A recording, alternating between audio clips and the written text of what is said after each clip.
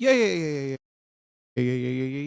welcome back to another edition of the Men Who Cry podcast. Please like, subscribe, and review. Go tell a friend to tell a friend to tell a friend to tell another friend. If you not do these things, I have to assume that you are unable to get through a Harry Potter book. On today's episode, we will be talking about college football needing to be saved.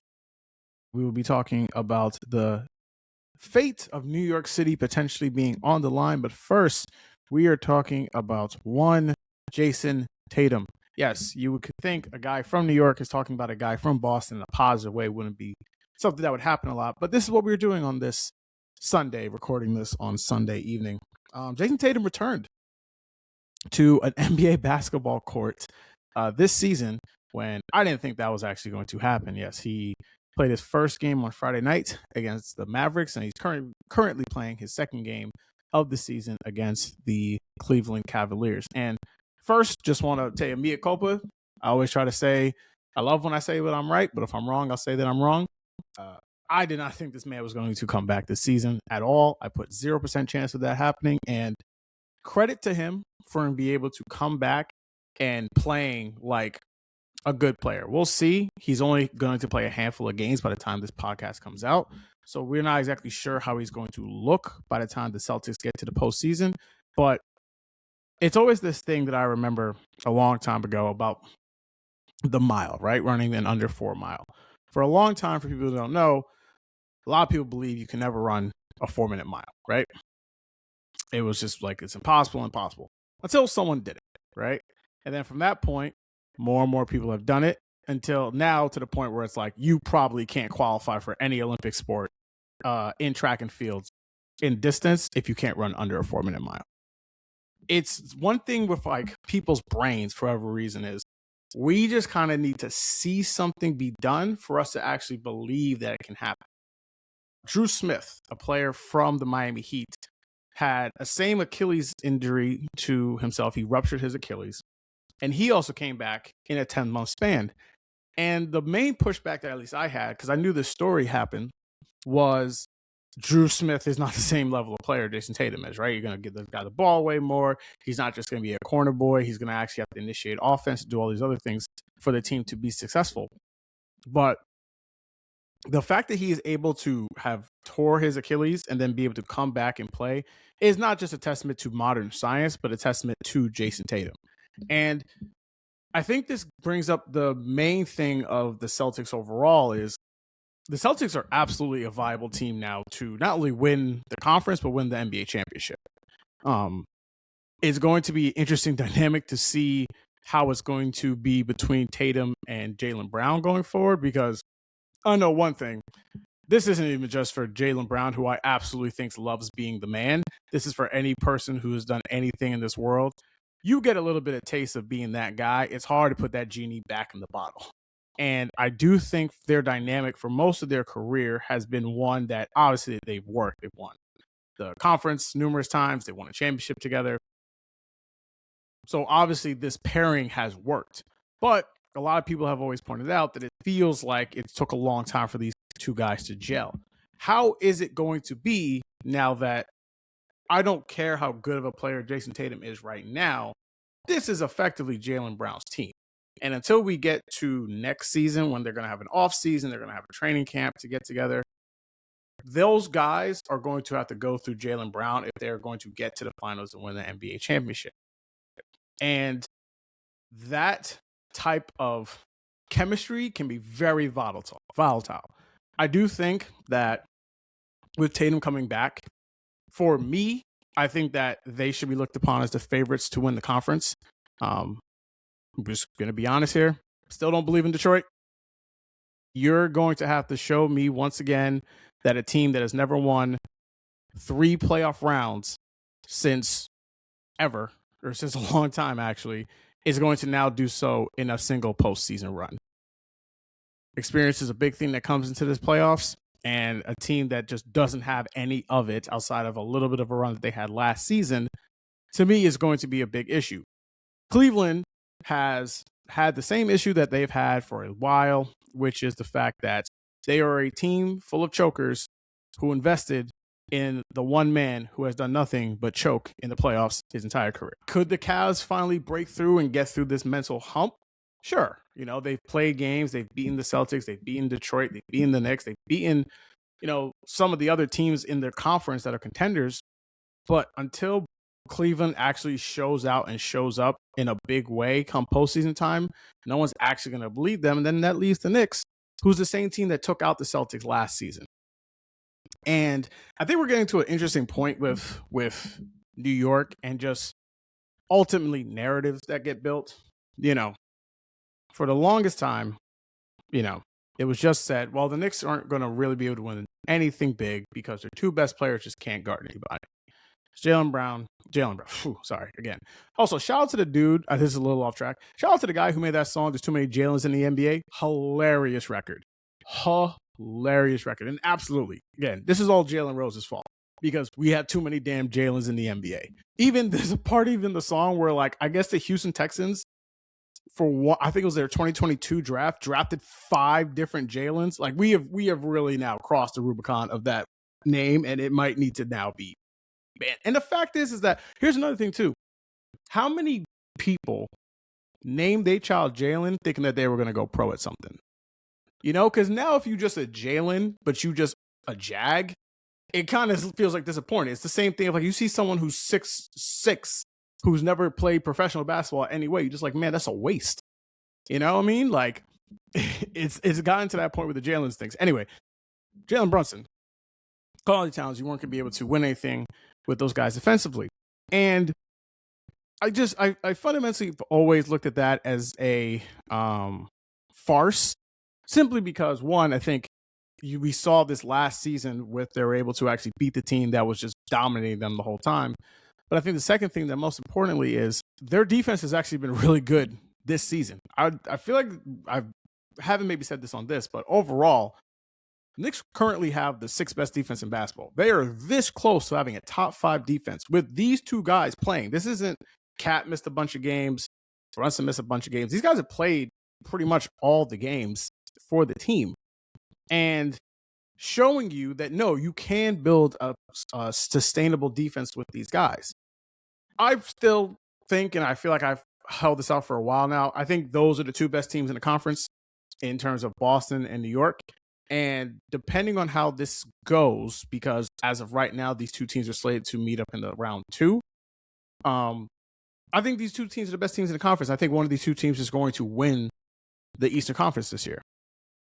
And to be able to say that, especially for a team in Boston who wasn't picked by many, even me, to do this as much. You know, a lot of people thought they could have potentially tanked. I didn't think they would tank, but I didn't see them being second in the conference.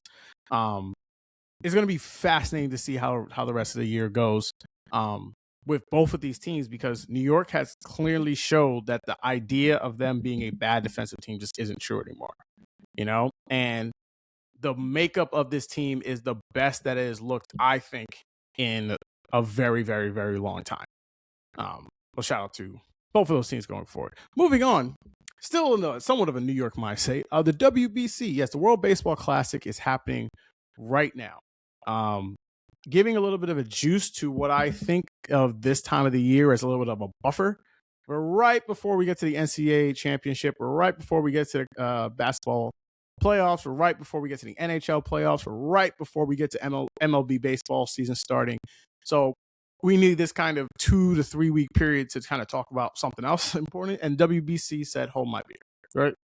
So WBC is happening, and we are having some incredible games. I think the thing a lot of times that baseball doesn't get credit for is showing the difference between a MLB player and not an MLB player. You know, because there's a lot of times if you watch college baseball, right? Or not, let me rephrase that. Not watch college baseball, but you watch college teams. You'll see college teams have a chance to beat a pro team because it's just one of those days. One of those guys might hit a home run, no one gets a hit, and then boom, that's it. But the difference that you see between some of these teams versus teams that have legitimate MLB players, it is stark. I was watching the Netherlands take on, not the Netherlands. I was right. The Netherlands take on the Dominican Republic. That game was over in the 5th inning. Okay. Them boys were just cranking home runs. It's got to be unfair for you to be a Dominican team playing in Miami as well.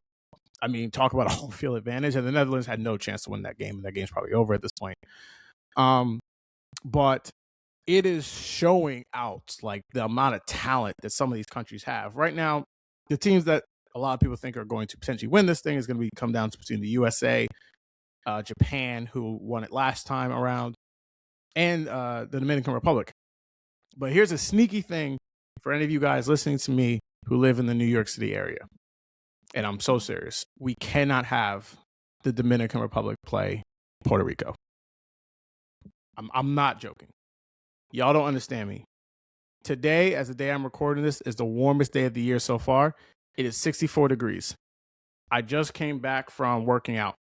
I actually rolled down the windows for the first time. It literally was, I texted my friends. I said, it is roll your windows down and play some fabulous level of music. I don't know when these two teams might play. I don't know when. But I'm telling you right now, if these teams play and it is warm outside and it is a Saturday or a Sunday, particularly if it is a Sunday afternoon, there are very few things that I think that can truly take down New York City. A Knicks championship is one. This is number 2. Okay? We cannot have these two teams play each other because it will be the end of the city that I love for here. People, again, outside the city don't realize there is a significant amount of both Puerto Ricans and Dominicans who live within the city. I am not educated enough to speak on the dynamics between those two countries, but I know what gets people real riled up is some baseball, and I know that they really like that. And it is a level of a level of concern that I have that I think people might take as a joke, but is a really, really, really big deal. And speaking of this, the WBC, I think it's fascinating to see the way that baseball has expanded itself across the world, right? Because baseball is the one sport, I would argue, that has been started in America that has fermented across the world in a way where the U.S. will not dominate that. You know, like it is not a guarantee the U.S. is going to win this whole thing. They could win the whole thing, but it is not a foregone conclusion. And versus in a sport where it's like basketball, the expectation every time that team comes out there is to win the whole thing. Now, I'm not saying this USA team doesn't have expectations on it. It does.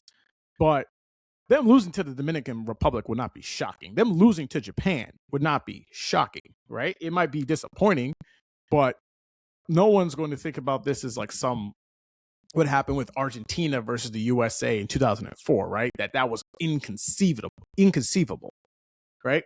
And the dynamics of how baseball has shifted in this country is also fascinating because, just call spade a spade, we do not have any black players on the team, you know, the USA team.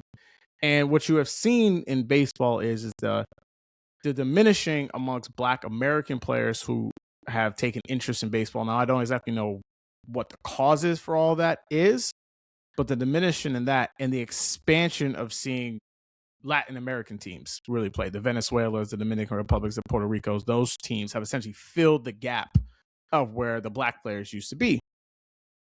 And there really is no real way to kind of solve that because, again, we've had Black players play in MLB and in the NFL for decades. Those leagues are not taking those players from there. It is simply just maybe a lack of interest or a lack of kind of social economical issues. It doesn't really understand exactly why it's going to take place, but it's something that is taking place. And seeing how the WBC has essentially kind of showcased all of these different countries who are playing baseball at this kind of level makes it so that it is a fascinating watch. And we will see how the rest of this bad boy does go. All right, I'm going to take a quick break and we'll come back hitting you guys up with some Congress part of the show. So we'll be right back. We're back talking about Congress with the SAVE Act. So for anyone who doesn't know, President Trump called in members of Congress, he just brought in people. Frankly, I'm not even going to try to spin this. He just brought in some, I don't know if these are his homies. I don't know if these are people that he messes with. He just brought people around sports to try and, quote, save college sports, right? Like most things, there was a lot of ranting and raving about nothing. And there's a story in Athletic that kind of breaks down everything that's been happening with this story, because like most things that college sports does, college is very much a broken kind of entity, right? With the NIL, with the transfer portal, it is in a very weird state. And the belief is, or the desire is for people to be able to actually fix what's going on in college football. Now, the funny thing about this is a lot of people have always kind of pushed back on the idea of the government getting involved in college sports to try and fix what's going on.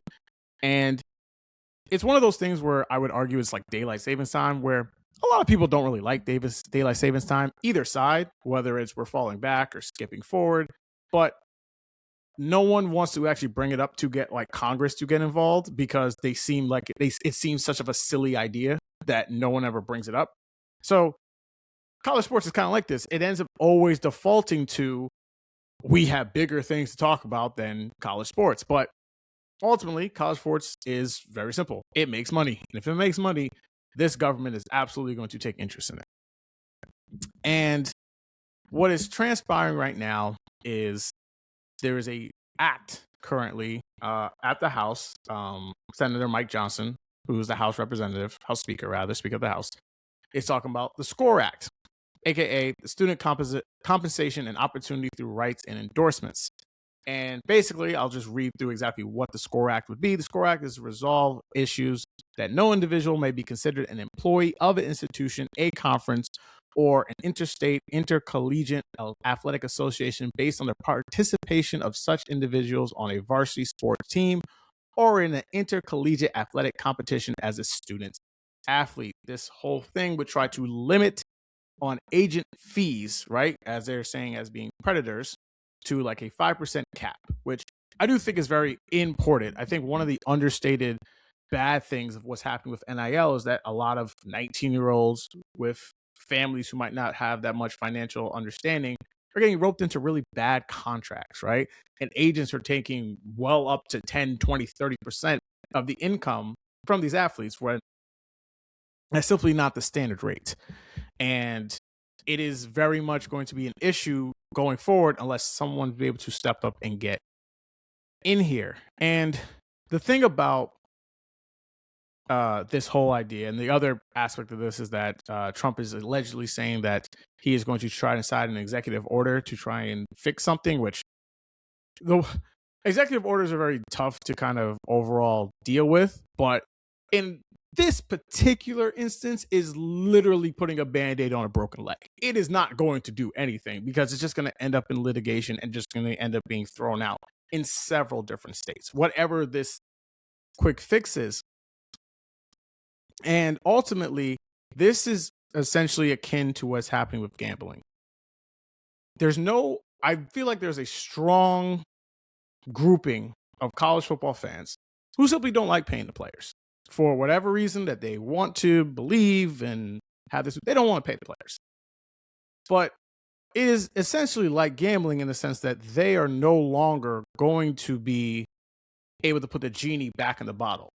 It's here. The players are being paid. It is not going to go away.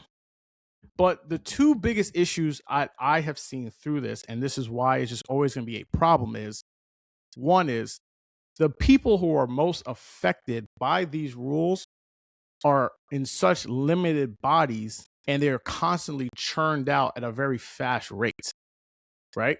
You only have but so many years to play college sports. You're also probably between the ages of 18 and 23. Even if you get into college and think that this is going to be your fight and you want to get through this, you might not even see the results of your labor until you are out of playing college sports entirely. So try to convince an 18 and 19-year-old that this is so serious that you need to do this and be able to be a part of these negotiations, that you are going to see none of the benefits from this transactions. And it makes it very, very hard to have a very basic union, right? Like, how exactly you're going to have a union when your clientele is essentially flushed out of the leagues so significantly very quickly. And the second thing, and the most important thing, is NIL will always be able to have a space for bad actors simply because the school is not paying the players. And that is ultimately, until that is actually solved, never going to get resolved. Paying the players through the school allows there to be a lot more of oversight, number one. And number two is, it eliminates the ability for people to come in and just act shady, right? Like, you are essentially going to the school. However, you are being paid through a third party. And being paid through a third party means that you have essentially no loyalty to that school. And when you have no loyalty to that school, this is why you constantly see guys transferring left and right and moving on from here to there, which I ultimately think is a problem, because at the end of the day, while I think it is important to make the money there, I think ultimately the best thing for you to do is to become a better player at whatever the sport is. And constantly flipping around, I do not think is beneficial for you to ultimately get to where you want to go, which most guys want to get to some second act, whether it's a league, somewhere. Now, don't get me wrong. Obviously, we have seen guys transfer to different places, get opportunities to be able to play. You only have but so long for you to get into a specifically good situation. So for my marking is, until that actually gets solved, it is going to actually be very difficult for this to actually be solved in any serious way. Now, it seems as if, from what I just read from the Score Act, that will actually be something to be beneficial for it. But ultimately, the big problem is going to be, when is the schools going to actually be able to pay the players and stop going or circumventing that through NIL deals? All right. That's the show that we have today for you guys. Thank you guys again for listening to the Men Who Cry podcast. Again, please like, subscribe, review, tell a friend to tell a friend to tell a friend to tell a friend. Be back with you guys later this week. All right. Peace, everybody.